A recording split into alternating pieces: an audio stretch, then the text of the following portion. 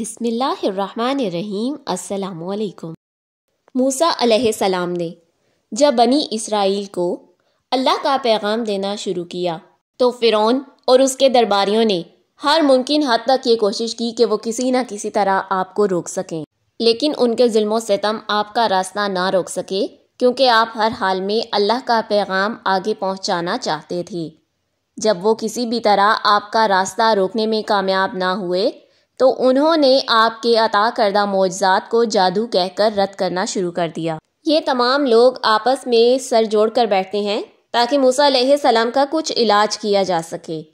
یہ درباری فرعون کے پاس جاتے ہیں اور اسے کہتے ہیں کہ موسیٰ تو ایک جادوگر ہے جو جادو کے زور پر تم سے تمہارا وطن حاصل کرنا چاہتا ہے۔ اس بات کو سن کر فرعون نے اپنے درباریوں سے کہا کہ اب تمہارا کیا خیال ہے، اس مسئلے کا حل آخر کیسے کیا جائے؟ اس بات کو سن کر درباری کہتے ہیں کہ آپ موسیٰ اور اس کے بھائی کو کچھ مہلت دیں اور پھر ملک کے نامور جادوگروں کو بلائیں اور ایک بڑے میدان میں ان سب کا مقابلہ کروائیں۔ ہمیں یقین ہے کہ ہمارے ملک کے جادوگروں کے آگے موسیٰ اور اس کے بھائی کی کچھ بھی نہیں چلے گی اور اس طرح یہ کھیل ہمیشہ ہمیشہ کے لیے ختم ہو جائے گا۔ فرعون کو اپنے درباریوں کی دی گئی یہ تجویز پسند آتی ہے اور وہ اس پر عمل کرنے کا فیصلہ کر لیتا ہے۔ فرعون نے موسیٰ علیہ السلام کو بلا بھیجا۔ جب موسیٰ آئے تو فرعون نے کہا، تو جادو کے ذریعے ہم سے ہمارا ملک چھیننا چاہتا ہے تو ہم بھی اب کھلے میدان میں تیرا مقابلہ کریں گے اور تجھے شکست دیں گے۔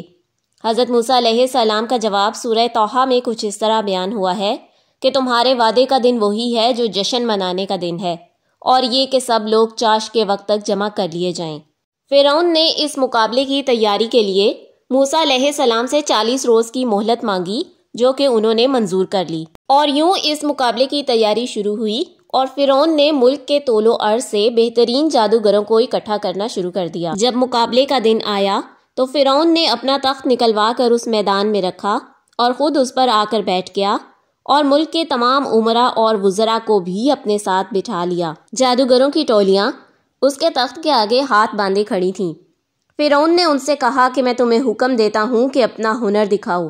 اس پر جادوگروں نے اس سے کہا جیسا کہ قرآن پاک میں ارشاد ہے۔ پھر جب وہ جادوگر آئے تو انہوں نے فرعون سے کہا، اگر ہم مقابلے میں غالب آ گئے تو کیا ہمیں کوئی بڑا انعام ملے گا؟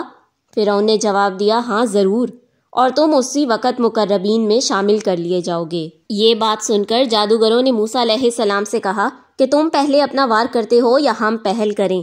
کلیم اللہ نے فرمایا کہ تم پہل کرو۔ چنانچہ انہوں نے اپنی لکڑیاں اور رسیاں زمین پر ڈال دیں اور لوگوں کی آنکھوں پر جادو کر کے انہیں خوفزدہ کر دیا، اور نظر بندی کے باعث سب کو یہی نظر آنے لگا کہ وہ رسیاں اور لاٹھیاں گویا کے سانپ ہیں۔ اتنے میں موسیٰ علیہ السلام کے پاس اللہ کی جانب سے وحی آئی کہ اپنے دائیں ہاتھ میں موجود لکڑی کو زمین پر پھینک دیں۔ جب آپ نے لکڑی کو زمین پر پھینکا تو وہ ایک بہت بڑا اژدہا بن گئی اور اس نے دیکھتے ہی دیکھتے سارے میدان کو صاف کر دیا اور جادوگروں کی پھینکی گئی لاٹھیاں اور رسیاں ان کو ہڑپ کر لیا۔ اس طرح حق اور باطل واضح ہو گیا، معجزے اور جادو میں تمیز ہو گئی۔ جادوگروں نے جب یہ منظر دیکھا تو وہ یہ کہتے ہوئے سجدے میں گر گئے کہ ہم موسیٰ اور ہارون کے رب پر ایمان لائے، اور یہ کہ یہ کام انسانی طاقت سے باہر ہے، اور بے شک یہ اللہ کا عطا کیا ہوا معجزہ ہے، اور یہ کہ موسیٰ اپنے دعوے میں بالکل سچے ہیں۔ فرعون نے جب اپنی ہی تدبیر کو الٹا پڑتے دیکھا تو وہ جادوگروں پر برسنے لگا کہ معلوم ہوتا ہے موسیٰ تمہارا استاد اور تم اس کے شاگرد ہو، اور یہ کہ تمہاری ہمت کیسی ہوئی میری مرضی کے بغیر ایمان لانے کی کہ تمہارا رب تو میں ہوں۔ اس نے تمام جادوگروں کے ہاتھ پاؤں کٹوا کر ان کو پھانسی پر چڑھا دیا، لیکن جادوگر اپنے ایمان سے ٹس سے مس نہ ہوئے اور ایسے شہادت کی موت کو گلے لگا لیا۔